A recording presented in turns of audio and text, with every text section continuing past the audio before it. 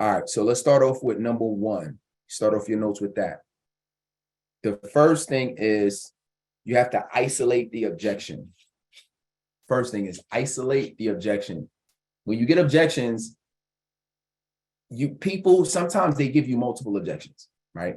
When they give you multiple objections, it's really important to realize what is the main objection. They might say, yeah, you know what, it's not the right time. And, it's like the holidays, kind of like Christmas is coming up. You just, so is it a timing thing? Is, are you saying because Christmas is coming up? Are you busy because Christmas is coming up?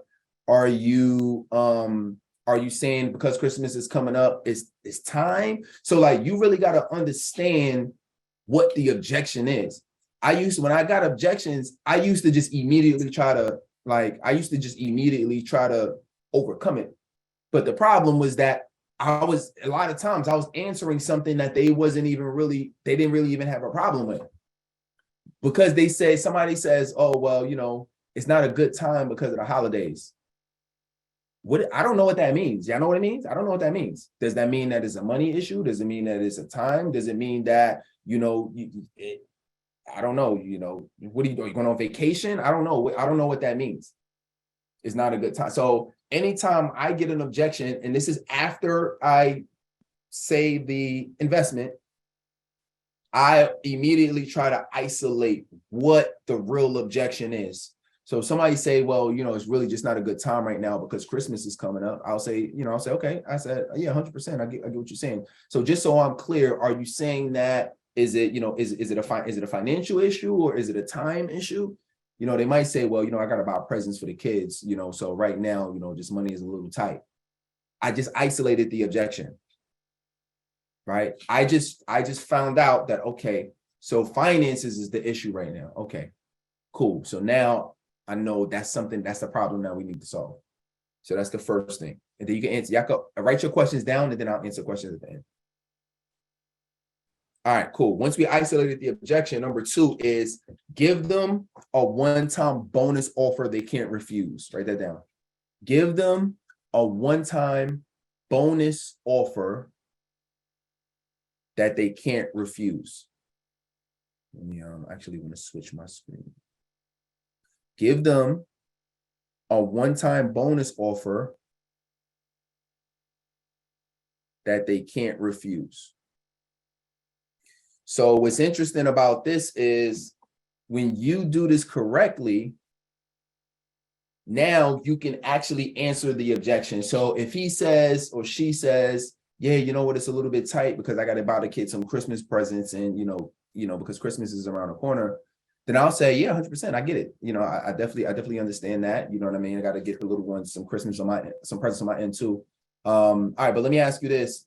So, I know it's tight, right? And I told you the price is, let's say the price of your program is $2,500.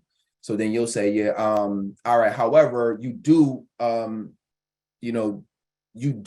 to come through and do the program. You're just basically saying it's just a financial issue. So what I like to do is when I'm also basically isolating, I like to say, so you're on board 100% with the process that we just went through, AKA the recommendation, right? You're on board with the process and you like the program that we just went through, AKA the presentation. So you like the process we went through, you like the program. The only challenge that you're having right now is just it's a little tight financially. Is that right? Then they'll say, yes, that's right. I'll say, okay, all right, so let's work it out because I don't want you to have to wait until the new year or have to wait until XYZ or to perfect time to come in. Let's see what we can figure out right now. Okay. All right, cool. So now this is where, when you give them a one-time bonus offer, this is where you may need to get creative and it's based on what they say. So whatever they say, give them something, or you might even need to make up something that you can actually deliver that's going to help them overcome it. So let me give you an example. So we talking about the money, right? It's Christmas. I'll say something like, okay, all right, well, 100% I get it. So in situations like this, what we do is we do allow you to be able to do a payment plan. We do allow installments. I like to use the word installments. Nothing wrong with payment plans. You can say that. I just use the word installments. It just sounds more sophisticated. So I'll say installments, right? So I'll say something like, all right, so you're able to, so if we were able to do it as installments, would that work better for you? Is that something that you think you'll be able to do? Okay, yeah, well, how much are the installments? That's a usual question. Okay, how much are the installments? So I'll say, great question. So now, anytime you're going through a payment plan with somebody, understand that you don't ever want to, what's the best way to say it? You don't want to assume what they can put down. Because if you say I got a 3-month program or a 4-month program, and you already did the math in your head, what it is divided by 3 or divided by 4, you could actually be hurting the amount of sales you're getting because you don't know if somebody could pay half. I've had people that was like, yeah, I can do half this week and half next week.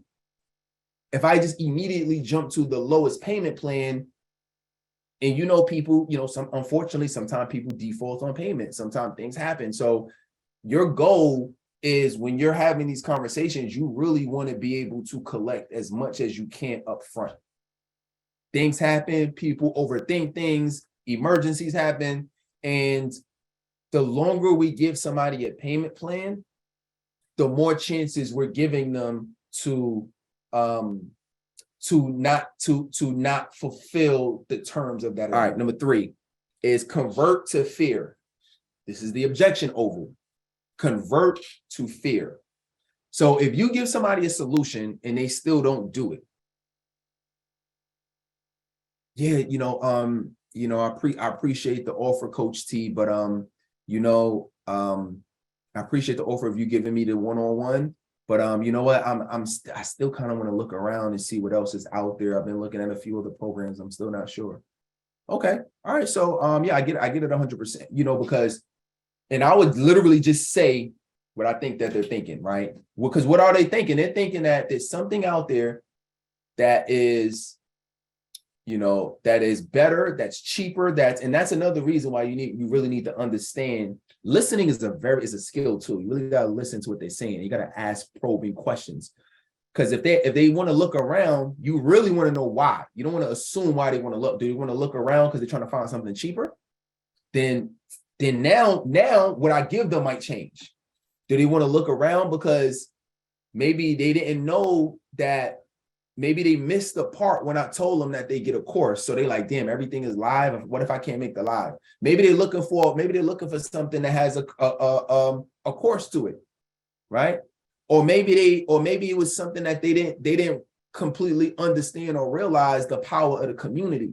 And they're like, yeah, I'm gonna look for something that's gonna give me a little bit more support, of people that XYZ. So then now I will give them something. So I would give them something to alleviate that. So in a scenario like that, actually, I might probe them a little bit more to really understand and isolate the objection. And once I get that, then I provide a solution. Number 4 is bring back the pain. So then I would say, remember earlier on a call where you were talking about, that you've really been wanting to do this, but you really didn't know how to get started. And that's kind of been holding you back, and you were lacking confidence from getting started because you didn't know, you were afraid people were going to judge you. You were afraid of this. You were unsure of that, right? You remember when we were talking about that, right? So it's that same type of fear that's been preventing you from moving forward, because earlier in the call, you told me you've been trying to get the solution and solve this problem for the last 2 years. You told me you was trying to solve this for the last 6 months. Right. And you've been finding it. And the reason is because you've been finding it hard to get out of your comfort zone. You got to get out of your comfort zone to make. All right. Number 5 is heat check. So heat check is you want to basically check in with them. So if you bring back the pain, and I would say something like, so just like, you said you were trying to figure this out for the last, 6 months. And you were mentioning that one of the things that you really was wanting to work on was your confidence, right? So that's what's been preventing you from actually ask an obvious yes question, which is, so you do want to achieve this goal, right? You do want to stop having confidence being an issue for you, right? right? You do want to leave the legacy. You were mentioning earlier that you wanted to leave a legacy in the world. Is that still true? Yo, this is so powerful. I promise you. Like, if you ask somebody like an obvious yes question based on what they said, I mean, at that point, it's like I just can't argue with what I told you. All right. So you ask them an obvious yes question. Number 7 is ask for the sale with updated bonus. So you're gonna ask for the sale with updated bonus. So basically, at that point, so now we're getting into a point where we're re-asking for the sale. That's why we call it an oval, right? Because it's really like a loop. So that's why we call it an oval. So you ask for the sale with the updated bonus. So now you'll say, so you do want to overcome your challenges with confidence, right? Yes, I do. Okay. All right. So this is this is what I'm willing to do. If I allow you to be able to come in at an installment, so you don't have to do the full, you don't have to do the full amount, right? So Christmas is covered. Don't worry about it. You don't have to come at the full amount. But if I did allow you to be able to come in for the installment of only $1,000, you ready to get the ball rolling? All right, you ready to get started? You ready to get started on some homework? You excited? Are you excited about moving forward? Just basically ask them a question about. Number 8 is rinse and repeat. Repeat. Although you go through this process, that this does not guarantee somebody will say yes. Keep in mind that we're doing this from a place of, we're doing this from a place of authenticity. We're doing this from a place of like just being helpful to people. This is a non-salesy process. This is the key to this entire process is keeping rapport. And you might want to write that down. Never lose rapport. Never lose rapport. You can loop this process as many times as you want. I recommend minimum 3 times. It's going to feel uncomfortable because you're like, damn, he said no the first. It's going to feel very uncomfortable for you when you start to loop again. But I'm telling you, loop again. Do it again. And the more, because what you don't see, unfortunately, as humans, we don't have like a meter over our head that's showing you that we're getting close to buying, right? But if you saw the meter on somebody's head, you will realize that, oh wow, when I first went through the objection, they were at about a 70%. Now they're at about a 90. If that was visibly evident, you wouldn't give up. Because it's not visibly evident, you're like, you don't know, and you feel uncomfortable, right? So just realize when you did that, your efforts were not wasted. They just need a little bit more mindset work.